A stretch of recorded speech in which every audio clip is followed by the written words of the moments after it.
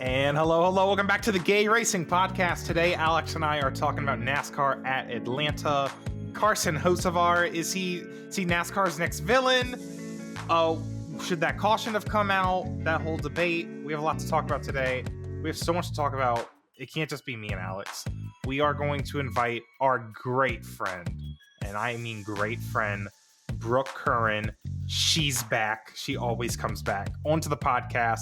This is like your fifth time on the podcast? Maybe, yeah. Getting up there. You filled in for me once. So I did. That might have been the first time. And then Blaney's championship year, I was on twice. Yeah, 2 weeks in a row you were on. Yeah, after he won Martinsville. And then, obviously, we all know what happens next.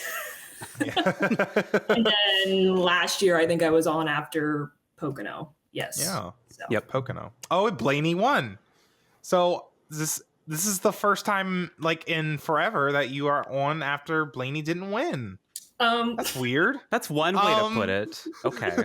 So, Brooke, how did you enjoy? You enjoyed the race a little bit differently than us. Yeah, I had a great time. I mean, for me, maybe this is an unpopular opinion. I don't know if a lot of other people share this sentiment, but when I go to a race, even if it's a bad race by like general consensus, I always feel it's more enjoyable when you're at the track because I don't know. It's just a different experience. Like you don't have the announcers, you don't have the booth. In this case, you don't have Fox, and you just are literally able to see everything. Yeah, obviously exactly as it's happening in literally as real time as it gets. So I always find that more enjoyable. And then I'll go online and people are like, oh, this was awful, this whatever. I'm like, I liked it. But It seemed like throughout the race yesterday, especially towards the end when it got dark, the consensus was that, oh, this is really good. I saw a lot of people, I think you, Alex, were saying this, that, screw Daytona and Talladega. Let's go hear more. Yeah. And I will say Atlanta is the perfect track to go watch a race at. Yeah. Races like Richmond, where I go to Richmond, I realize I always buy the headset thing. I rent the headset because I need to follow with the strategy or else the race won't make sense. Like just watching it. Yeah. Atlanta's different though. It's at least because there wasn't really fuel strategy yesterday. Atlanta is the best track in NASCAR, talking about the racing. Like it's the super speedway stuff the casuals love, but it's actually good racing. There's skill. The skilled drivers are the ones up front, right? You didn't see any no schmoes running up front. Like you saw the stars of the sport, right? It has literally everything that you could want in a NASCAR race. We had drivers mad at each other. Like, Atlanta Motor Speedway, it's so interesting to me. And we've talked about this, Alex, every single episode. Like, this is like the 7th time we've watched a race here at New Atlanta. I've just been so impressed with this reconfiguration. And I did not expect to feel this way when they announced it, right? Well, we hated this. We were very apprehensive to the idea. We thought this was very dumb to do. But once again, it put on a show. And it was fantastic. It's far exceeding what Daytona and Talladega have done in quite a long time, especially compared to the Daytona 500 a week ago. Oh, my God. Night and day. Putting Fantastic it the race. week after the 500, I love it because it is embarrassing to Daytona. It's kind of backfiring on Daytona. Yeah. It produces a different quality is what it is. Like how you guys just said Daytona and Talladega last week, Daytona 500, it was embarrassing. And not even just the ending. Like I woke up the next day pretending that like the ending didn't even happen. Like I was so dissatisfied with it. It was something I had looked forward to for a while. And then, Blaney's wreck aside, like the ending was just, once again, dissatisfying. Yeah. It was like what's the point? Yep. And people, he's in the right place at the right time, this, that, the other. Yes. But I don't know. But again, it produces a different quality of racing. Like you just said, we didn't see kind of for like a lot of nonsense, basically. There were a lot of cautions, a couple wrecks here and there, but there weren't 5 different big ones. And there weren't flips and, people flying through the air and things like that. Whereas at Daytona and Talladega, if that doesn't happen, it's like, whoa, this is an outlier. Yeah. But I mean, what I saw when I went in the fall was a very clean race. Like I was like taken aback at how clean it was in the fall, because it was really like just got it done. There were no big ones. There were fewer cautions in the fall than there were yesterday, but it was just overall, it was a clean race as far as super speedways go from what we're so accustomed to now. I will say, though, that was a more messy Atlanta race, because I think a lot of people will be like, see, even Atlanta can end like this. But like, that doesn't happen every time we go to Atlanta. That's the difference for me. But see, the thing is, these cars at Atlanta, they actually have space. They can make runs. And if there's a wreck, it doesn't feel just like, oh, there was just a bad push. Like the wrecks felt a lot more natural compared to Daytona and Talladega. Yeah. I don't think I was annoyed by any of the crashes that happened at Atlanta. No. Daytona and Talladega, it's like, oh, here we go, 20 cars involved, because they're all on top of each other. At Atlanta, at least a lot of them, they had the ability to avoid it. Yeah. I think the biggest crash was the Suarez and Chase Elliott crash. Yeah. And even that, like, I didn't think that was like, you know, a bad super speedway moment. That was just more of a driver error, tough racing kind of thing. That was a racing incident. Yeah. Yeah. It wasn't a stupid bump gone wrong. It was just like someone got tight and not enough space. Like that's if you're going to see wrecks, that's kind of what you want to see them get calls by, in my opinion. It's refreshing. It reminds me, and several drivers have said this now too, it reminds me of the Daytona in the 2000s. It's more of what I feel super speedway racing should be, and I don't think that was like the intentional plan with Atlanta. No. But that's kind of where we are right now, and I'm really loving it. Yeah, they did this by mistake. They discovered the best racing in NASCAR completely by mistake, and that makes it even more special, to be honest. Because I don't even know, like, if you try to replicate, is it like this type of asphalt they use? Because that asphalt's wearing like I think at a higher rate than most tracks do, because SMI is not. Their repaving jobs are very questionable, so I don't know if you tried to do this at another track, would it even be the same? And not that I want to see this at another track, anyways. I just love what we've done, because in an era where Daytona and Talladega, in my opinion, are just low quality, we have a shining example of what super speedway racing should look like, and I love how the whole sport rallies behind it. No one's arguing that this wasn't a good race. You know, unless it's about the ending, which we'll get to, obviously. Well, and I want to ask Brooke about the ending, because you were at the track, and, you know, watching at home, it was just like, oh, like I wasn't as mad about like, was Daytona. This was like, okay, whatever, caution came out. Yeah. But from your perspective at the track, what was the fan reaction? Because a lot of fans in person, I mean, this race a year ago had the 3-wide finish. They were 3-wide again in turn 3. What was the fan reaction? Were they upset? Did they care? I would say the last, so let's see. I think when Blaney spun, that wasn't the last caution, obviously, because was that a caution at all? Yes. Oh, yeah. It was, wasn't it? Yeah. So from that point, that was like 30, maybe like 27 or so laps to go. From that point on, pretty much everybody around me, everybody else that I could see was standing the whole time. Like, oh, wow. Yeah. And I mean, it's kind of like a thing, you know, you stand for the restarts, you watch like 3 laps, sit back down. I stood the whole time, also because I was very on edge, like, you know, nervous. It was getting to that time. So we were all standing. And then, of course, getting ready with the run to the finish. Everybody's yelling, it was 5 to go, stuff like that. And then when the green, white, checkered was triggered, or overtime, sorry, I'm living in a different age. When overtime was triggered, you know, the announcers are screaming and they're playing music, and, you know, everybody's on edge. So we were ready. They're like, turn on your flashlights, like light it up. I saw that on TV. Yeah, they did show that. Yeah, they told us to do that, but I was getting ready to record it. So I was like, I'm not doing that, because I want to record the last lap of it. So yeah, I mean, it was a super exciting run to the finish. It wasn't last spring, but it was exciting. And the winner, I don't know. I mean, like, nobody was booing. You know, Christopher Bell is like, you know, I love him. Nobody was booing. Nobody was screaming. We were kind of just, you know, I didn't know what happened. Like in the video I posted, I flipped it back and I was just like, is it over? Like, because on the screens that they have at the track, they showed that Hocevar won. And I was like, there is no way after what he's done all day. Well, okay. Yeah. What exactly we'll talk was about Hocevar later. We'll talk about it in a minute because I'll ask Brooke later about that. And listen, we don't get like that at Richmond. You said the crowd was chanting 5 to go. No, they weren't chanting, but people around me were yelling it and stuff like that. But okay, well, yeah, we don't get excited like that at Richmond.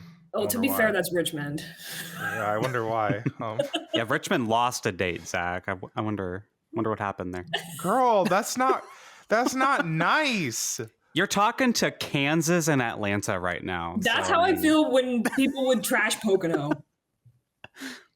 We need to get rid of this track. Why do we go for twice? Disrespectful. This is so disrespectful. You need to respect your short tracks. This is where the sport originated from. All right, Denny Hamlin. And Christopher Bell, while we brought him up, he's actually been a really underrated super speedway racer. If you really look at it, I mean, he's won a duel. He was up front at Daytona until Cole Custer took him out. Right. He's gotten he finished second or third at the Daytona 500 when Ricky Stenhouse won it, I believe. He puts himself in position in a lot of these races, especially when a lot of the Toyotas aren't able to do that. Very impressive. Again, the stars of the sport ran up front last night. Christopher Bell, absolutely, winning that race makes sense. And I would say him winning this race is very different from William Byron winning this race because Bell was actually in position. They didn't just wreck in front of him. There were a couple cautions, but it wasn't the same thing. And NASCAR posted this morning, led one lap, the most important. And seeing that, I was like, but at the same time, I was like, I don't know. He ran up front. He ran a clean race. He wasn't just kind of like a sitting duck. And I don't know. I also kind of like Bell for a Toyota driver. I like him, so that could play into it as well. Whereas I don't like Byron at all. So I don't know, but I agree. It did feel different. Yeah. Well, let's talk about NASCAR overtime because we just talked about how great this race was and everything. But of course, NASCAR overtime steals the headlines again because we have to have this rule for whatever reason. Because now everyone feels negative about a race, even though it was a banger from lap 1 to the end. Overtime, everyone's mad, and the race probably won't get over 90 on Jeff Gluck's pole, yada, yada, yada. So, in my opinion, NASCAR needs to decide what they want overtime to be. Is it supposed to try and get a good finish? Or are we trying to just have one more shot at a good finish? Or, what's the point? I don't think NASCAR knows what the point is anymore. They've lost the plot. Are you saying, I think we said this before, they should either do no overtime at all, or one, or just one, or not, or unlimited? A mysterious third thing, aka unlimited, until they get a green finish. Right. Because right now they're in this weird gray area where they're trying to satisfy both of those last two. Because we still ended under caution. Yeah. That's the point. What's the point? Why did we wreck more cars just to get this exact same result? But here's the bigger problem. NASCAR's inconsistent. Like I said, they're trying to play both sides here. In one of the duels, they threw a caution right before the line. Dude. Daytona 500, no caution as cars are crashing. The Xfinity race in Atlanta, no caution, cars are crashing. Cup race next day, caution while the cars are in turn 3. It's 4 a mess. different races, and they are 2 for 2, 2. Yeah. 2 let it go green, 2 throw the caution. What are we doing? Make up your mind. Literally embarrassing, and that's what made me so mad yesterday. As soon as that race ended, I mean, Carson Hocevar said it himself. I thought we were racing back to the line. I mean, when the drivers don't even know, and apparently they briefed. They were talking on the teardown Sunday morning. They briefed the drivers or something that we made a mistake last night in the Xfinity race. I don't know if that's true. But the thing is, NASCAR said the same thing, that we made a mistake in the duel. We shouldn't have thrown a caution. So they're arguing both sides. With themselves. They don't know what that's the thing. What is the rule?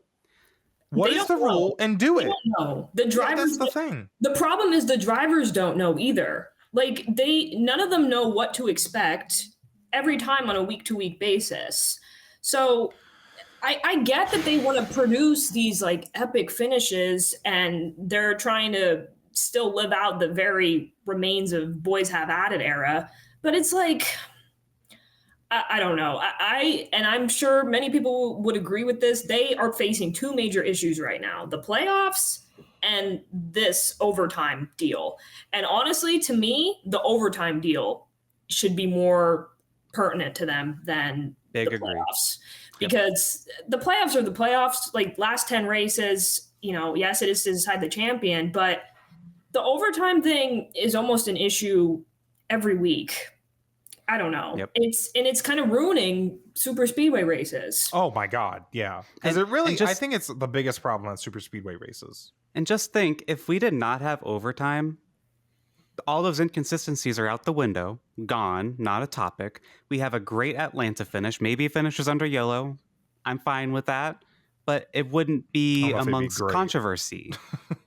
Yeah.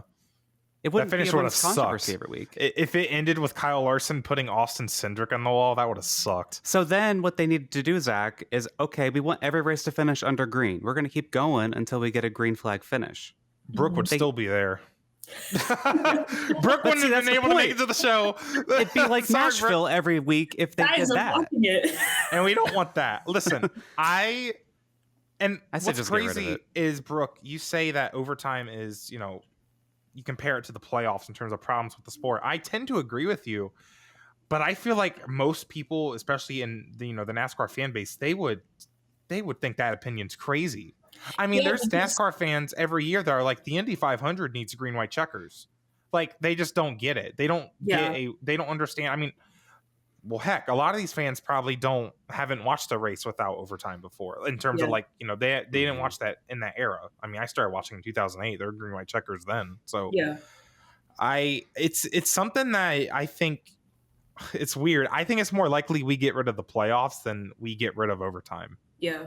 Well, it's funny because back in the day, but I've been watching for over 10 years now, and green, white checkers, from what I can remember, they were not super common back in the earlier years of when I was watching. And when it did happen, it was like really exciting. Like you would be like edge of your seat, like, oh wow, like this is gonna be good. Like, but now when it happens, it's like, oh my God, great. Like, my driver here for another hour. Yeah. My driver was about to win this and now like it's done. Or, this person that dominated all day was probably had it in the bag, deservedly so. And now he's done.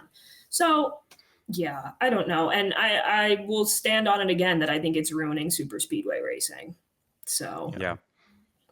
I don't think they would want to get rid of it on super speedways, because that's how they get all their crash footage. Yeah, I think, and to be honest, what they have done, like when they call the caution, I get it. Even the dual race, I actually do get it. I know it's feet before the start and finish line, but listen, if you're going to throw the caution for crashing, why would you? It seems like arbitrary to just wait for the leaders to cross the line. Like you got to throw the caution. They're wrecking. That's fine. Yeah. But then when they let the Daytona 500 finish under green, when they let the Xfinity race at Atlanta finish under green, I'm just like, bro, give Eric Jones his points. He won that duel.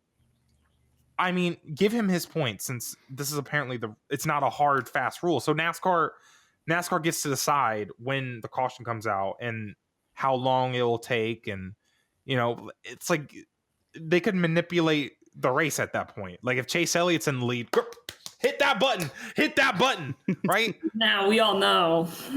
They must have thought Kyle Larson was in the lead last night for good old Mr. Hendrick. They must have been mistaken. He's here. Imagine how sad they were, and they're like, "Oh no, we just made a Toyota win." Or maybe they were scared about Carson Hocevar winning. Actually, they might have been so scared about Carson. We're like, "Hell no, we're hitting this button now. Hell no, we're not letting this one up to chance." Oh my God. But yeah, this overtime did lead to Christopher Bell winning the race. As the yellow came out, they were 3 wide in turn 3. Bell was declared the winner. Larson, Hocevar side by side. Before we talk about Hocevar, I want to talk about Ryan Blaney. We do have the Ryan Blaney fan here. I'm a Blaney fan.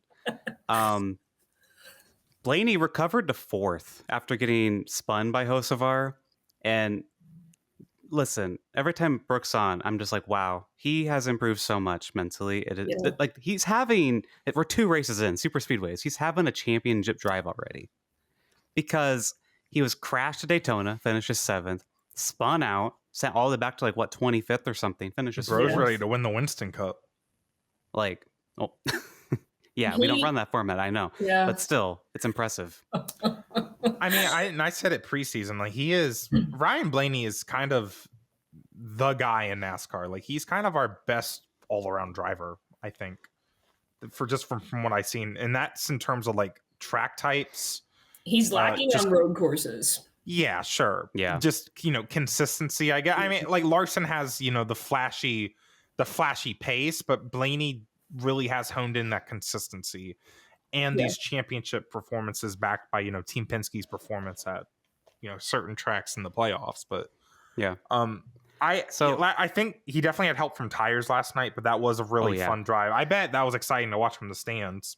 It was, because when he spun, I watched him spin and I thought, oh my God, don't tell me that that's the 12, because it was a little harder to keep an eye on him. Not being in Menards, but I was kind of just looking for the off-white, off-gray with the red all night. But when I saw him spinning, it was literally slow motion, falling to my knees in the stands. But then he came in and he pitted and just put on tires and he was in and out. And I was like, okay. They kind of just looked over the car, guy got under, looked over, and then he was right out. So I felt kind of optimistic that what? He said he looked for 1 second and said, "Car's good, bro. It's all right. Go. It's all right. Just go, bro." He didn't look at it. He didn't look at it. What was he looking at? What was he looking at? Wouldn't you like to know? Just looked at the I felt optimistic that he wasn't sitting in there for 5 minutes, but more so that he didn't lose a lap. I knew that if he lost a lap, it would have been over. Because I'm so glad that he didn't get a flat tire, because this car is infamous for those flat tires. He would have had to get a tow truck back. Yeah, and even with the modified DVP rule, that would have ended his. You lose laps. Yeah. So he came right out and he wasn't moving for a couple laps with the tires, and time was going by, and I'm like, whatever, just a decent finish would be good. And then he kind of just something clicked, and he's like, all right, I'll go. So once he started moving, I was I put in our Blaney fan group chat, I was like, don't look now, y'all, but he's coming. So yeah. And I texted you there's a chance he could just spin and win this thing. We've seen spin and wins happen before. You never know. He almost did. I genuinely so impressed. Yeah. So Brooke, he was driving body armor. Love the car, by the way. I'm wearing last year's too. I really liked it. What? No, the HUD logo. You couldn't even read the HUD logo. I'm pretty sure. I like the rest of it. I didn't like. There's too many similar. It wasn't contrasting enough. I think the scheme last year was great. Even though it was kind of weird. You're just a hater, Zach, because unlike you, Brooke and I have these body armor champion bottles, courtesy of a GRP listener, John. All right, y'all are gay. So. I mean, so John got Brooke and I both these champion body armor bottles, right? Yes. And I just want to ask, John, what are you going to get Zach when you meet Zach? Because he's not a Blaney fan. Are you going to bring a gun? What are you going to bring to meet Zach? What? A gun? What does that even mean? Because you're not a Blaney violence fan. Are you promoting violence on the podcast? What are you talking about? What is going on right now? What is? That's not funny. What are you talking about? I don't get it. That's hilarious. You don't get it. I don't. What's the point? Because you're a Blaney hater. I don't hate Blaney. When did I say I hate Blaney? I hated one paint. I painted one of his ugly paint schemes, and now I'm a Blaney hater. There you go. Good Lord, Alexander. Paint schemes are ugly. Anyway, I just wanted to give Zach a hard time.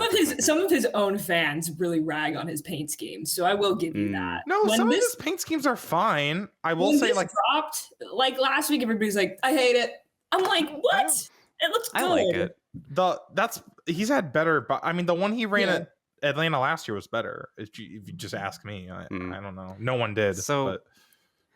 Blaney maintained the points lead after that recovery, and he told Carson Hocevar after the race to, quote, calm down. He said he needs to calm down. By the way, Blaney's spin was like that Lightning McQueen spin from the movie Cars. Yeah, literally. Cool. That was so impressive. So let's talk about Carson Hocevar. Okay? I've been waiting all day to talk about Carson Hocevar. Man of the day. And we asked our Patreon members to send in their thoughts, and we had multiple people chime in about Carson Hocevar. I can understand why the gays would be talking about Carson Hocevar, because let me just tell you, I don't care what this man did. I don't care. He is cute. Have you seen his eyes? I just wanted to start it off with that. He is so handsome. He's tall. His hair's pretty. His eyes are pretty. He can wreck me all he wants. Whoa. He can wreck Kyle Larson. He can wreck my fantasy picks. I don't care. Maybe that's hypocritical. He's great. I don't care what he did. There's nothing he could do to upset me at this point. Well, let's see if our Patreon friends can change their mind. So host of our spun Ryan Blaney, he and Ross Chastain confronted him, which I found interesting. Kyle Busch was very mad on the radio, which we haven't heard that a lot lately. Yeah. But Kyle Busch was mad at him. First comment from Patreon mailbag. Dylan says, quote, an issue right now is the lack of taking care of each other on the track and not being happy with a top 5. I'd say it's just a Hocevar problem, but look at last week with the Daytona 500. I think Daytona is a little bit different because it's the Daytona 500. And fair. You'll notice, though, a difference like in the Talladega playoff races. They're a lot more calmer because there are playoff guys who are actually, fighting for points because it's the one time of the year they care about points. And they will, I'm happy with the top 5. I'm not pulling out of line, right? Here early in the season, though, when you need to secure your winning in playoff spot, we get these crazy finishes because everyone's trying to grab their playoff spot. Mm-hmm. So I think that's exactly kind of what we're seeing that Dylan mentioned. Like, no one's happy with the top 5 because this is not about points. This is about wins, which is just what NASCAR decided should be about. And I do think there would be a huge difference in the racing and the amount of wrecks if they just calmed down. If the point system was different, literally. But that's all. So Dylan goes on to say that there's no repercussions, which leads to no respect, which leads to no care. He goes on to say, it's a product of everything NASCAR has become, but despite this, I still love NASCAR and thought this race was fantastic. Like, when they wrecked last night on the backstretch, the end of race, I'm just like, man, I just said last week that they don't do that at Atlanta. They do it at Daytona, but they don't do it at Atlanta. I mean, listen, they don't do it every time at Atlanta, but it's still a super speedway. The cars are still close together. They're still kind of pushing. They're not pushing as hard as they do at Daytona, but like, it's going to happen. I see both sides. Like, I see people. Yes. I see people being frustrated, and I get the frustrations, and I get the, oh my God, like, what's the point? Why do we even watch this? I don't even want to care about this anymore. But at the same time, it's like, you have to temper your expectations. Like, it does come to a point. You have to temper your expectations for, I don't know, since we're talking about super speedways, let's just say that. You have to keep in the back of your mind when you're watching this race that it's more likely than not that there's going to be a lot of stupidity and there is going to be wrecks on the last lap and things like that, especially at the Daytona 500. You have to go into the 500 with absolutely zero expectations. Like, when I was watching the 500 last week and Penske was up front and Ryan was leading and everything was going great, I thought there is no way that this is going to end like this. And there's no way that Ryan is going to win because now he usually only wins clean races. There's no way. So I get it, but at the same time, we got to kind of keep our expectations and meet them where they're at, unfortunately. Yeah. And then another Patreon member, Chris, says, Carson is frustrating because you want to like him. He does cool things like streaming on Twitch. I love Chris says you just want to pinch his little cheeks, says Chris. Well, that sounds like you, Zach. Some people want to do more than just pinch his cheeks. Whoa. Okay. You seen them? Your Ross Chastain post last week, by the way. I don't know what you're talking about. That wasn't me. I don't know what you're talking about. Oh, you were hacked? Anyways, Zach got hacked on Blue Sky. But then Chris writes, but then he gets near your favorite driver and your palms start sweating, kind of like how I am right now. I like him, but it's conflicting. Am I wrong? Here's the thing. Here's the thing about Carson for me. He has a reputation, and everyone's been aware of his reputation. Like, in the trucks, he did stupid stuff. He brought out cautions on purpose. He wrecked people on purpose. He wrecked Corey Haim in the championship race. He did really dumb stuff. So it's fair for his drivers to have this reputation. My thing is, I don't actually really see. He's like sneaky with his aggression. Does that make sense? Like, I would say that. That's a good way to put it. So, yes. Brooke, what I was going to ask you is, on TV, I don't see anything that Hocevar's doing. I hear about it. Mm-hmm. I hear Kyle Busch complaining. I obviously I saw stuff like, him spinning Blaney. I saw when he spun Harrison at Nashville last year, but I'm not seeing anything that's actually like egregious. Yeah, that other drivers also aren't doing. Well, I was on social media at the race and things like that because it's also different at the track. You're not hearing what's going on. And when I don't know what actually caused it, but there was something that sparked Kyle Busch to pop off, and he was very mad. And I get towards the end, I thought he was going to win, Kyle Busch. But I guess Hocevar was all up on him, and he was fuming. And he said probably something similar along the lines of, you need to calm down. He's like, I'm going to wreck the whole field. He's like, I'm sick of him. It's been all day. And I don't know. I can't say it's been all day. Yeah. It's been 40 laps. In drivers 40 laps. Worlds. But I wasn't really keeping an eye on Kyle Busch all day, but I was watching Blaney obviously all day, and he was throwing blocks left, right, and center on Blaney all day. And Blaney would have a good run finally coming out the top, and there's the 77 sitting there like a rock in the middle of the track. And Blaney and his spotter are yelling at each other about him. So I don't know. He's a difficult case. To me, what it sounds like is just Hocevar, and I'm not saying this is like 100%, respectable, but like he's just making aggressive moves. I mean, someone on TV said it yesterday, like Carson Hocevar staying up here in the pack without any help because of the aggressive moves he's making. He almost has to. Yeah. He doesn't have Justin Haley. He doesn't have Michael McDowell was like 100 laps down. Like he didn't have help. Yeah. So, like he didn't have help. He had to make aggressive moves, and that's kind of how you have to do super speedway racing when you're not Team Penske, when you don't have the fastest cars, and in this format where Carson Hocevar most likely might have to get a win. I get it, and that's kind of the thing. Why does Carson have to calm down? Why? Because what has he actually done? Like, yes, he spun Blaney out. Blaney has 100%. Is 100% valid for being upset with him. Why was Ross upset with Carson? I don't know. And I feel like Ross Chastain maybe should not throw stones. Well, and I know we're about to get to Ross, Alex, but my thing is with that is like all Carson did to Ross was pass him. Is he not allowed to pass people? Like, so let's talk about it, because another Patreon comment from Dirt Reynolds, Zack skeeted something on Blue Sky, if you want to call it that, to the effect of, you messed up when Ross Chastain is talking to you post-race. He says that it was funny, but he doesn't agree with you, Zack. He also notes that you made a comment that Hocevar's attitude is what NASCAR needs.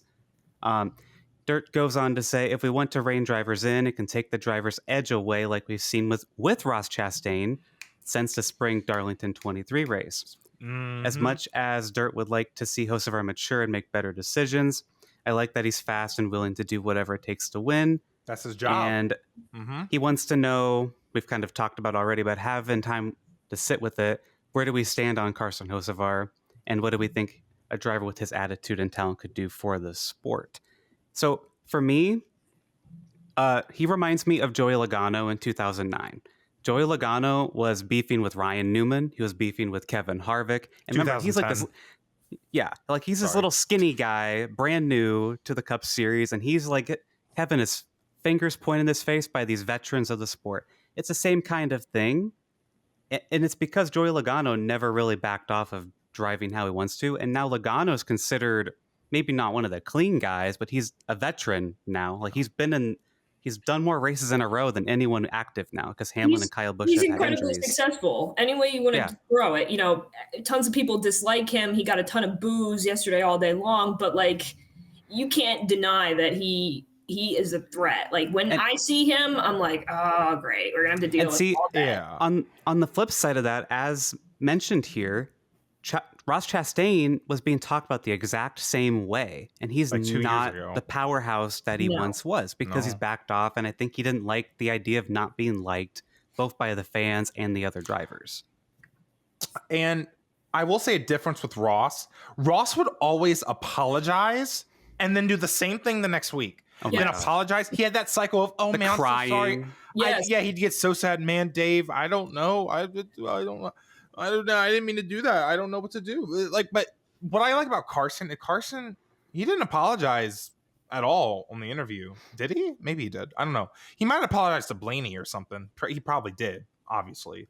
But he's not like, man, I'm going to look and I'm going to change. Like, he's being very honest with us, I feel like. And that's exactly what I like to see because he owns it. And he should own it. Ross Chastain didn't own it. That got on my nerves. Look at the two guys who were complained about a lot in the 2000s who were successful, Kyle Busch and Joey Logano. I think if you try and change how you're driving too much, you're not going to be as good. And we've seen it with Ross Chastain. I think he will become. We need someone like that. I think he will become successful. He's so talented. Yeah, and I wrote this, but now I couldn't find the post with the actual quote, but now I found it. What I didn't like, and this is just also, my personal preference, what I like in drivers and personalities and things like that. I didn't like what he said. He goes, "We're here to win races, not be a boy band and love each other and play on the playground together. There's things I would clean up, but you're not going to make the right decisions every time. I can only apologize and say I'm going to get better." So to me, it's just kind of like, just say that last part and be done with it. You didn't have to precursor it with that whole thing. And what kind of gags me is we're here to win races. How many wins do you have? Cup wins. He's working on it, Brooke. Clearly he's working on it, but Brooke, you were really close to seeing number one. I wouldn't say that. I wouldn't say that. You gotta be careful. I saw number one. I was like, oh. Girl, don't go to Atlanta in the fall. You're gonna see it. He's pretty good there. And that's another thing too. It's like you mentioned Joey Logano, Alex. Certainly Joey wasn't winning a lot of races at JGR, but Kevin Harvick, why are you racing with Joey Logano? He must be running up front, huh? Yeah. Maybe. Same thing with Ryan Newman. Why was Ryan Newman racing with Joey Logano? Maybe y'all are jealous. This is a new kid. He's a threat. He's a threat. It's almost like especially with super speedways, right? It's almost like a click thing. It's like, Austin Cindric, Ryan Blaney, and all the Penske guys, they're used to, okay, here's the Hendrick cars, and here's Christopher Bell. Maybe Denny Hamlin's coming up here. Who else was running up front last night? Whoever. Ross Chastain. You know what? He's proven he can run up here. Who the hell is this kid? Who is this kid? No, he doesn't belong up here. He passed me. How did they're pearl clutching? I feel like that's the vibe I get from a lot of these drivers. And they're pearl clutching. It reminds me too of Brad Keselowski in 2014. Yes. Same kind of thing because. Jeff Gordon said after Texas 2014, I can't believe he's won a championship. You're mad. You are mad. You're mad. He's accomplished that. Alex and I were talking. They're salty. Yeah. Alex and I were talking about this recently. I said, y'all, anybody who has known me long enough knew that I was the biggest fan of Brad. I still do like him. I will always have a spot in my heart for him. I still do like him before I converted to Blaney. But 2014 and 2015 were the best seasons I've watched to this day because of him. And was he in the wrong at some points looking back? Yeah, probably. But I don't know. He was justified for a lot of it. And a lot of people hated him for it. 2014, I think he won 6 races. 2015, he maybe had a little slump that year, but he was on top of the world back in that era. And people were jealous because Jeff Gordon coming to the end of his career, Kenseth coming towards the end of his career. Tony Stewart, too, was involved. It's easier to say who he didn't have beef with. Yeah. Yeah. He made all those guys retire. God. And back to what Dirt originally said, when drivers rein it in, and, I play a lot of iRacing. If you're so focused on on trying to not make people upset, I don't think you can be a good race car driver. When you're too focused on not making a mistake and upsetting somebody, because I think that's happened to Ross Chastain, you don't race good. I feel that when I do iRacing sometimes, if I'm feeling very self-conscious around all these higher level drivers, I'm not racing good because I'm not actually trying my best. I'm too focused on not making a mistake, not focused on going fast enough. Like it comes to a point where it's like, Carson Hocevar, yes, he takes, high risk moves and he's more aggressive. He's allowed to still make mistakes. Like last night with Blaney, it was a mistake. In the Cup Series, still, he hasn't done anything that egregious besides like wrecking Harrison under caution that one day. Like I don't know. I think people are just really quick to get on him because he's young, because of his reputation, which is, valid. And he's just different.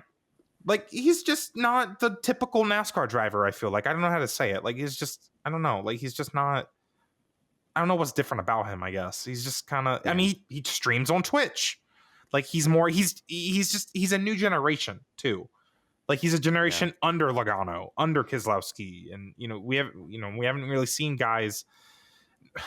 Not everyone is as fast as Kyle Larson and Jimmy Johnson to just win races, without ruffling feathers. And Carson doesn't have time to wait for that. Yeah. So. And especially one more comment on Carson Hocevar. This is from Lilith. Lilith, referring to our predictions video, says, remember my take on Hocevar winning our race and how Zack laughed at it? Well, take that, Zack. We were pretty close. Thoughts, Zack? You know who else was pretty close to winning last night? Kyle Larson. And guess what everyone's going to talk about? Oh, Kyle Larson still hasn't won a super speedway race. And that's our next topic. Kyle Larson earns first stage win on a super speedway. I'm not done, Alex. Oh my gosh, girl. My thing is, I did not say that Carson Hocevar wasn't going to. Well, I did say that Carson Hocevar wasn't going to win a race, but I didn't say it was going to be impossible. I was just like, he's probably not going to win, but he'll be close. He'll be up there. I'm never wrong. Anyways. Just a year ago, you said William Byron was going to go winless, and then he won the Daytona 500. He went. Okay, but then, listen, he went like 7 months without winning a race. So how wrong was I? After winning like 4 races. 3. Okay, 3. Okay. Anyway, are we ready to talk about Kyle Larson's biggest day on a super speedway? Because he's good at them now, right? I don't know. He almost won Talladega in 2022, but I'm the only one that remembers. So this comment's from Patreon member Blake. Let's start by addressing the fact that Larson won a stage and finished top 3 in this race is amazing and hopefully a step in the right direction mentally on this type of track. I'm tired of this Kyle Larson talk. So we don't have to talk about it. I don't think there's much else. I think it's a bit overblown as well. It is. He was leading with 10 laps. Didn't he lead on the final restart in the 2023 Daytona 500? I'm pretty sure. I remember that. He was up there. All those races blend together, Zach. Why do people say he doesn't know how to put himself in position? Bro, he has. He just got wrecked over and over and over. And none of them, well, maybe none of them were his fault. I don't remember. Sometimes he does. I will give him that, and I will give him that he did a good job yesterday. Besides the Cindric Byron incident, and I didn't see it happen in person. I think it was in 4 that it happened. Correct me if I'm wrong. It's all starting to blend together. Okay, yeah, that's why it was harder to see. But I saw the replay of it from TV, and it was not looking good for him from TV. No, I read his quote. He was like, "Yeah, it was probably my fault." Well, let's talk about it because Blake also wants to talk about that situation. He says he's stunned by the number of people putting the caution before overtime squarely on Kyle Larson. Cindric did the exact same move the lap before. Thoughts? Did he? That's according to Blake. I remember it being what? I gotta look. I'm getting on YouTube. I gotta find. Gotta fact check. I'm gonna because I remember it being close, but I don't know if we can say that for sure. Larson did take the blame for the incident, and Blake says that the difference was that Kyle lifted and Austin did not. I think so. I think Blake's putting the blame on Austin Cindric here, which I don't think I started the war and Kyle Larson finished it. No, it was basically like retaliation almost. Like, all right, you're going to pull that move on me? I forgot about. Yeah, I'm trying to find it. That might be like top 5 NASCAR bits, modern NASCAR bits. So I think this was on This is on Larson, and I think Larson but it doesn't go back to Larson's just bad at super speedways. I just don't think Larson's just not patient enough for super speedways sometimes, and that's not a dig at him. That's just a comment on his racing style. Yeah. And I think it's kind of similar to Hocevar. Like, he's just not going to, like, you know, sit around and wait.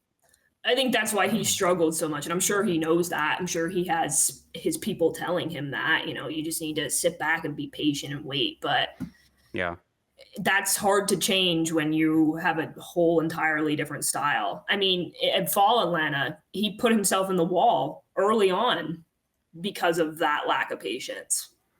Yeah. Roll the clip. Right. I pulled receipts. So this is what, with 4 to go, and I'm going to skip ahead. Larson, is that what he's talking about? Like, Larson goes up top and he gets blocked? Did he lift? I guess he lifted he's the leader. Maybe he has to block the lane. I think I don't know. I feel like if Kyle had that hole, wrong there. I think he air pushed him. I think there was an air bubble there, and it pushed. Yeah, let it get to the incident here. Yeah, and then the incident happens. Yeah, right? And then Kyle was not clear, but that was a different situation, anyways. I mean, Kyle. Well, yes, he did try to do the same thing, but again, it's that lack of patience. No, because he didn't have the lead. That's the thing. He wasn't blocking. Right. Like, that's the here. Listen, there is no. I don't even think he got the nose in there, to be honest. He might have lifted, but he also might have lifted because he was about to hit the damn wall because he was going up the track. Like, because handling matters. So I don't know. I disagree. I didn't see where Larson got the same. I think it's just a racing incident. Like, it's on Larson, but just a racing thing. I mean, I don't think there's any. I'd rather see wrecks happen because of drivers racing hard like that and not giving them enough space, and it gives us a drama to talk about, than Cole Custer pushes Christopher Bell a little bit too hard and we wrecked 20 cars. So I'm definitely agree. It is what it is, but it's definitely feeding into that narrative of Kyle Larson as a dirty driver, which whatever, he wins races. I don't really want to argue it. Last submission here from the Patreon mailbag from Chris. Daniel Suarez, is he cooked, you guys? Because that post-wreck interview, he just sounded pretty defeated. And Chris says, with Pitbull gone and Connor Zilisch in the wings, do we think he makes it through the season? Not even just cut after the season? After the year, but the season. I think he'll make it through the season. Yeah, there's no way. Through the season. They're not going to pull a Red Bull on him. He will. Well, they're sponsored by Red Bull. Well, I don't know, Brooke. They might. I don't know. They probably won't, though, because, well, listen, Connor Zilisch is most likely going to be in the Xfinity playoffs anyways. They don't want to, distract Connor from that, So I doubt that would happen. I will say, though, there's no way he's back next year. There's no way. I'd be shocked. There's just no way. I'm shocked he even came back this year, to be honest. I thought it was going to be Zane Smith in that car this year. Funny, it's the Atlanta episode. I think he only came back because he won Atlanta and got into the playoffs. Honestly. I follow him on Twitter, and and Zane Smith flopped. I do check on. I follow Suarez on Twitter, that is, and I do check over there occasionally still. And he's been posting race weekend vlogs, and he posted one after what happened yesterday, of course. And oh my God, I felt awful for him. And I don't have feelings towards him necessarily, I really like this driver, I have an affinity towards him necessarily, but I don't dislike him. But he's sitting in his motorhome, and him and his team are going over the footage and looking at ghost cars and kind of rewatching it, and they're analyzing, was this the 34? Was it, this, that, the other? And he goes, "This is awful. I hate it." He literally said, "I hate it." And I'm like, wow. Kind of hate what? The hate your life? He was so depressed. Yeah. I've never seen a driver that depressed in an interview. Yeah, so I feel bad for him, and because the Pitbull thing was super abrupt. I don't know. Yep. I don't know if insiders knew about any rumors that were going on, but just normal fans like us, that was shocking, and it was not a cordial "thank you for everything, I'm stepping back." He was like, "Effective immediately, I'm done." Yep. And then he went on stage to perform at Daytona. Yep. To celebrate. He was free. But so I don't know who posted this on Blue Sky, but there was a suggestion that Daniel Suarez and his sponsors should be talking to Junior Motorsports to maybe do a sweet seat swap with Connor Zilisch for him to get the Xfinity right over there. I think that'd be a really good deal. I don't think there's any Cup rides opening it besides like the 8 car at Childress. Anyone that would want him, because that's the thing. I think Daniel Suarez, he is just a guy that he is. I mean, he's had so much time. This is his 5th year with Trackhouse. He is just a midfield guy. Yeah. In the Cup Series.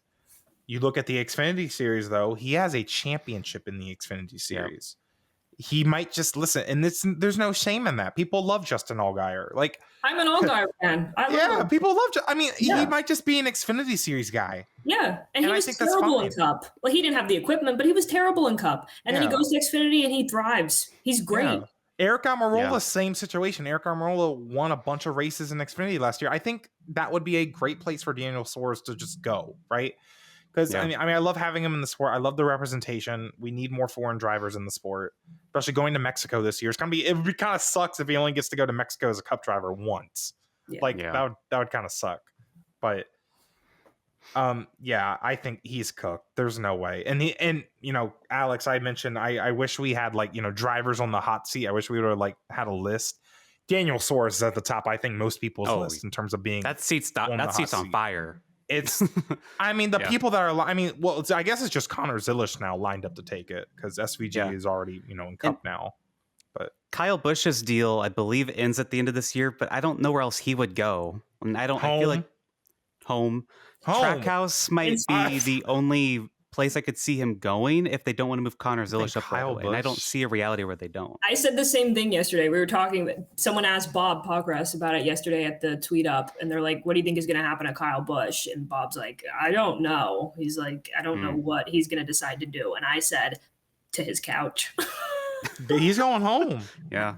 I'm sorry. Him and Austin, they should just do a clean sweep of RCR. Austin should just take over the business. Kyle goes home. Change the numbers, too. We don't need the 3 anymore. We don't need the 8. Just do completely different numbers. Go back to the 29 and the 30 or the 31. That'd be cute. Please. 29 and 31 would be really cute. Yeah. That's what they had for a long time. I like that. Go back to Harvick. Yeah. And if you want to participate in future Patreon mailbag discussions, you can join at patreon.com/GayRacingPod. Thank you to our Patreon subscribers. Yeah, I would like to apologize for being thirsty over Carson Hocevar. Except I'm not sorry. So were you hacked? Is he not the cutest? He's cute. He's a tall man with blue eyes. It doesn't take a lot for me. I don't know. He's okay. Yeah. So let's do some shout outs. Michael McDowell went 6 laps down in this race with mechanical issue, recovered to a 12th place finish. Good for him. Did he keep the Xfinity fastest lap? I don't think he did. But he had the 2nd fastest lap, and we were so close. Man, if this championship was based on fastest laps, my guy Michael McDowell's in it. I love this. Oh my god, he's my new meme. Josh Berry's my meme from the Clash, but Michael McDowell's my new favorite. I love that. That's great. Bill McDowell. I wish he had to go bowling. Bill McDowell for your losses. Speaking of Josh Berry, bro did his best Penske impression. That looked like the actual 4th Penske car. I was very impressed. And oh my god, he was running with them. I posted this on Blue Sky. I was super impressed with how well he worked with Blaney. Once Ryan finally woke up and remembered he was at work. And he got up. No, we know why he was hanging back there. We know why. You said it on the Blue Sky. Chestnut checkers. Chestnut checkers. If you don't understand what we're saying, he was avoiding Joey Logano. Yes. Ryan. And then I said, wait. And then I said, but if he hangs in the back, then he's closer to Ricky Stenhouse. And then I feel like as soon as that Ricky Stenhouse wreck happened, Ryan went straight to the front. He's like, all right, I'm out of here. I'm done. I'm going to get away. Yeah. Ricky woke up. Ricky came to work today. I got to get away from him. But I was super impressed with how well they work together. I mean, we know that that's basically the 4th car and they have a great relationship and all that stuff. Yeah. But Harrison didn't show that. And Harrison did not show that at all. Yeah. Ever. Yeah. And someone pointed out as well, DiBenedetto, there people are like, was there potentially bad blood or this, that, the other? I don't know if so much there was bad blood. I mean, once you're in the car, you're not thinking about necessarily who's driving it. You kind of look for that logo and it clicks. But also DiBenedetto, we don't need to open that can of worms. Yeah, I don't think there was bad blood with, because of DiBenedetto either. Yeah. Like that's not why. It was literally just, I think, Harrison. Yeah. Is it a hot take to give Josh Berry Slay of the Week? I know he finished 25th, but he was very impressive. He ran up front all day. I mean, there was a point where Logano lost track position and Blaney lost it. It was just him and Cindric up at the front. It was the both of them. It was him and Cindric holding down the fort. Like, that is amazing. Like, literally just another Penske car. And that's what I'm curious to see when we get to Phoenix, when we get to Martinsville. Is Josh Berry going to be running up at the front? Because I told y'all preseason. You did. Josh Berry is going to be a threat. That's what I said. I said I would like to see it translate over because, yeah, I would like to, I don't necessarily have an affinity towards him one way or another as well. But, everybody loves a 21. If you like Penske. It's important for the sport. Yeah, too. If you like Penske, you probably also like the 21. I like the 21. That's where Ryan started. So, yeah, let's see if he can run up front. And after, was Burton with them for 1 or 2 years? 3. I think 3. Brooke, stop. That's disrespectful. It's not like there was much to pay attention to. Shut up. Hey, at least he got out of there with that win. I don't care. He won at Daytona. I don't care. Well, where I was going with that is after the past apparently 3 years, they need something.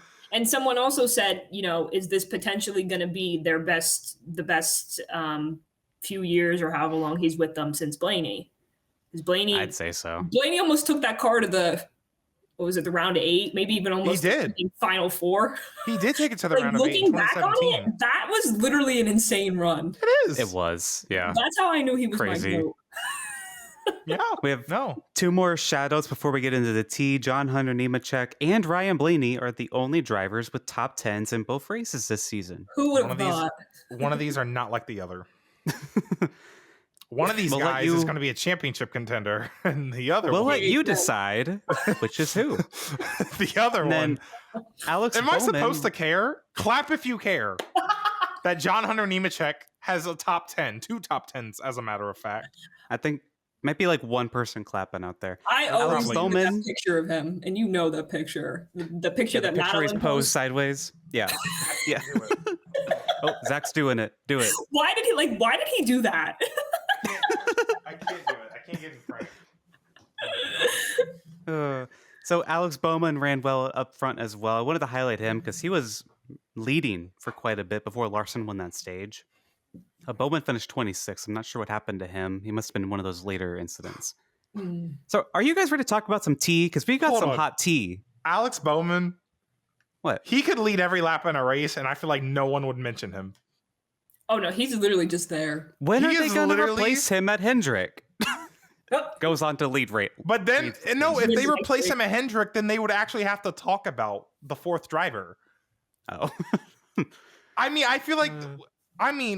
No, I just feel like he's such a because he runs up front a lot at Daytona. He ran up front a lot at Daytona Speed Weeks, just the dual and the 500. Like, he's just always just up there, but no one talks about him. Maybe it's our fault. Maybe we got to talk about him more.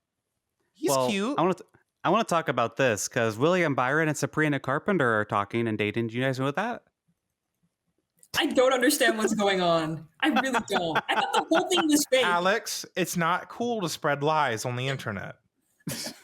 That's not responsible. So, we are not being responsible spreading lies on this platform. Let me give context. This is not X. Let me give context. There was a parody account that posted that William Byron invited Sabrina Carpenter to a race after he won the Daytona 500 last weekend. Wow. This kind of blew up. William Byron acknowledged it and denied it. It was kind of in a jokey kind of post. And then he went on a podcast and then actually did invite Sabrina Carpenter to a race and said that he likes her music and would like to go to one of her shows. Well, if he went to one of her shows, does he know what? What is he going to buy VIP? Is that how that's going to happen? Is that going to be the day he buys? Has William Byron heard the song Juno? That's my question. Does he see her performances. Like, that's what I was so confused about. Like yes, yes, she's beautiful. I think he's just playing along. I think so. What are y'all trying to say? Well, is that just not his type? Is that what you're saying? No, she's just very sexual, like her lyrics and her performances and stuff. How do you know he's not? He might be a freak. From Liberty University. Liberty. Hey, listen. Well, he might have been holding a lot of stuff in from that trauma of being at Liberty University. So for an online student for the past 15 years. He's been an online student. You never know what he's been doing with that webcam off. I'm just saying, he might be a little freaky. Gosh. I don't know, man. He invited Carpenter to a race. Well, listen, I invite Carson Hocevar out to dinner. So, Zack. Since we're doing this, look at you go. I mean, I invited him out. Put that on TMZ. Yeah, TMZ is going to call you up tomorrow. The Gay Racing Podcast invites Carson Hocevar to dinner. Good Lord. What the hell are we doing? I would say that'd be huge for the sport, but like, I don't know. It'd be the same levels as Mike Bliss in that picture with Kim Kardashian. That's the energy I'm getting. So you said Mike Bliss. I was like, Mike Bliss. I'm like, oh, I got that. But you know that picture. Yeah. Yes. They'll never be Britney Spears and Jeff Gordon in that one picture. So they were iconic. Some people were comparing this, if it were to happen hypothetically, to Travis Kelce and Taylor Swift. The thing is, William Byron is not well known like Travis Kelce is. He does not have Riz. Now, correct. Ryan Blaney, didn't he get married in the off season? He did. Yeah. Yeah. Well, never mind. But what if imagine if he dated a celebrity, because he's hot, like. That would get so many. William Byron's like, he's cute or whatever, but he's just a man. Ryan Blaney though, like if Ryan Blaney dated a celebrity girl, NASCAR, 15 million people are watching the Daytona 500. Fair. Oh my god. Fair. Chase Elliott would finally lose most popular driver. Oh my god. True. Lost past year. Yeah. Yep. Anyways. Well, Zach, it's time for fantasy. NASCAR is going to COTA. I got the point for Blaney finishing 4th. You had Cindric, who was leading late, finished 28th. Good pick, Cindric. It didn't work out, though. I know. It's never a good day when your favorite driver takes out your fantasy pick, though. I will say that. That just sucked. Like, you had to put him in the wall. Like, oh my god, I was looking really good there for a minute. Yeah, I know. So I picked first for COTA. I'm going to go ahead and pick Shane Van Gisbergen. Because... I don't want to leave him on the table. I don't know. He just seems like the favorite. It's a new layout.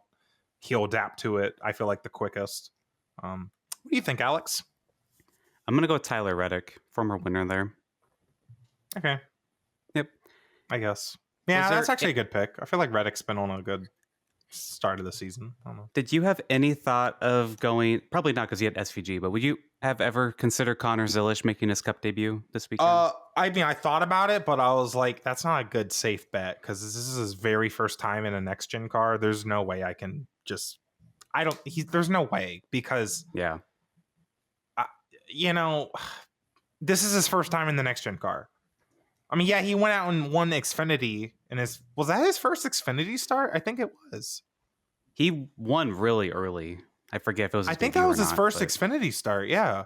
So, I mean, I'm not saying it's impossible, but it's just at the Cup level. Like these guys are so good. Yeah. Right. And also, I think he's going to be like a top 15 guy, though. I mean, he was in one of the best cars too, a junior motorsports car in the Xfinity race. These next gen cars, these Cup teams. I mean, it's competitive. Like it's going to be hard to just show up as an 18-year-old and win a Cup race like that. Like, yeah. Brooke, would you like to make a pick for COTA? You took mine, but I'll pick Reddick as well. I think okay. Go for it.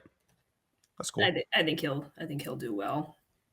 I like that. It is a new layout for COTA. We'll talk about that next week. Yeah, it's like, did you see that weird Mickey Mouse turn they added? It's like a hairpin. I don't have the map. I saw you complaining about it on iRacing. Well, so they have one. They have a short layout that they raced with the V8 supercars before, and it's on iRacing.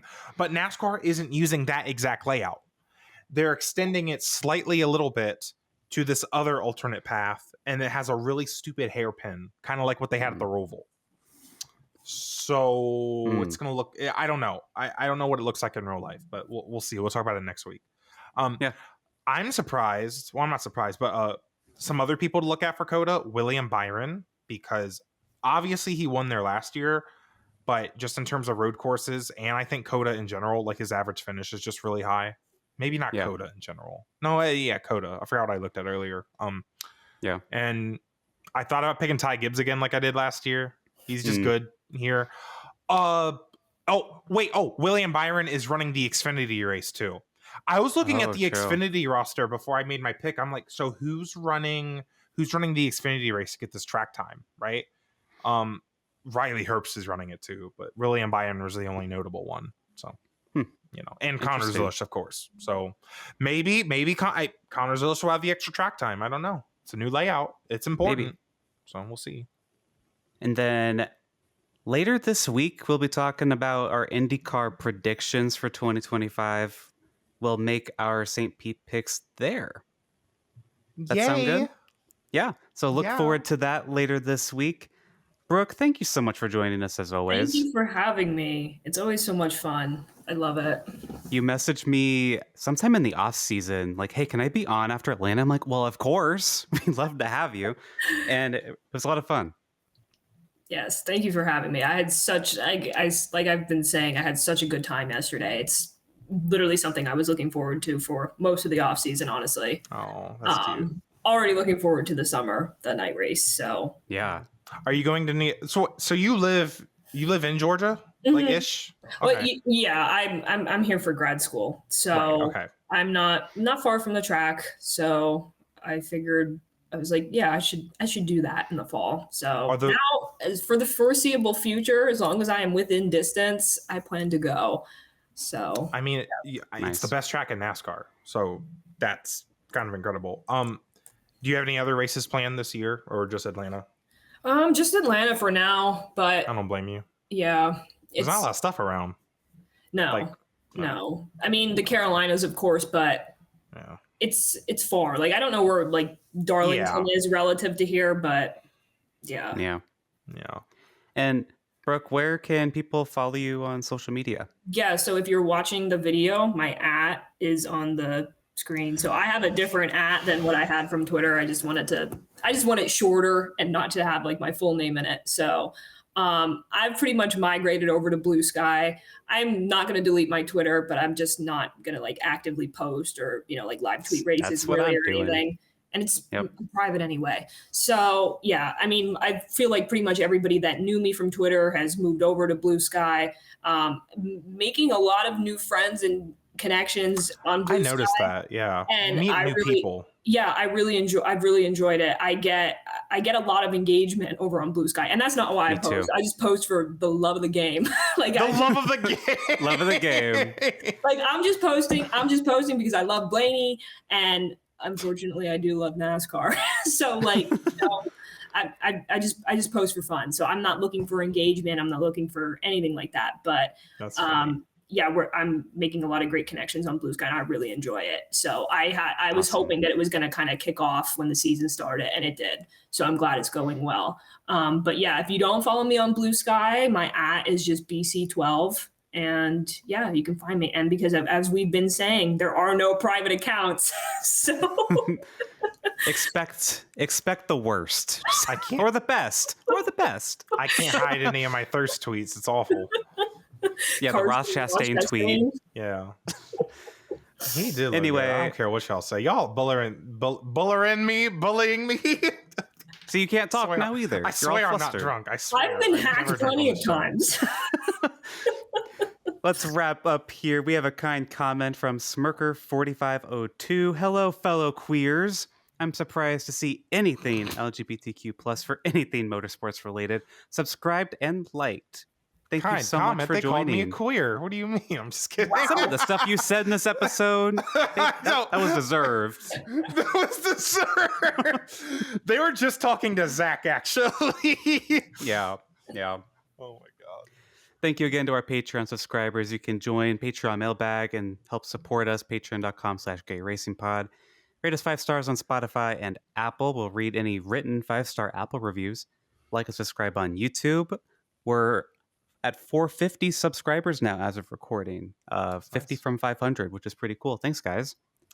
And socials, Blue Sky, at Newgaden, at Dreamy Zack Racing. Zach's still on Twitter a little bit because he misses some people. I'm only on Blue Sky, really. That are still on Twitter. I really do. Love Blue Sky. On Twitter. You can find the pod on Twitter and Blue Sky. The pod is on TikTok at Gear Racing Pod, and I'm posting the Instagram reels, all the TikToks basically on reels too for at Gear Racing Pod. Yeah. And I think that's it. Yeah. Next week we're talking about IndyCar at St. Pete and NASCAR COTA. I'm gonna get some good naps in during those races. I'm gonna sleep good. And don't forget, there's gonna be some awful races. I'm gonna be snoozing during COTA probably. I'm gonna be snoozing during both those races. It's gonna be an awful weekend of races. IndyCar predictions later this week as well. Honk shoe. It's gonna be. It'll be fine. Maybe we'll see. I don't know. I'm excited for IndyCar to be back though, because NASCAR has been NASCAR. I'm excited to be done with super speedways. Actually, we don't have to talk about super speedways next week, Alex. Until Talladega, like in April, probably. Yeah, we got a month. We can recover. We'll be all right. All right, we'll see you guys next time. Talk about the aero package, Zach, because it's a road course. No, that's not going to come into play at the road course. I don't think as much. They race pretty good compared to, anyways, we'll see y'all next time. Thank you so much for joining us, Brooke. And we'll see y'all. Bye-bye. Bye.